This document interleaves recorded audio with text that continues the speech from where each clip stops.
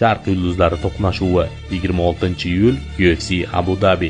Cho'g'dek qizg'in qum ustida dunyo e'tiborini qaratgan oktagonda ikki buyuk nom, ikki millat qahramoni Ramazon Temirov va Asu Almabayev jangga otlanmoqda. Bu oddiy jang emas, bu tarix, bu orzu, bu g'urur uchun kurash. Asu Qozog'iston sharafini himoya qilayotgan yengil vazn toifasidagi jahonning eng chaqqon jangchilaridan biri. Har bir zarbasi hisobli, harakatida tajriba, yuragida esa g'alaba ishtiyoqi. Hamyurtimiz O'zbekiston faxri.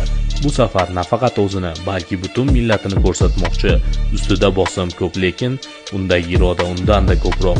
Bu jang do'stlikni unutgani yo'q. Bu jang kim eng yaxshi, kim ko'proq mehnat qilgan, kim UFC kamari uchun tayyor, shuni isbotlash vaqti. Qaysi bayroq baland ko'tariladi, kimning ismi UFC tarixiga oltin harflar bilan yoziladi. Ma'lumot o'rnida Asu 21-3 rekord bilan, Ramazon Temirovda esa 19-2.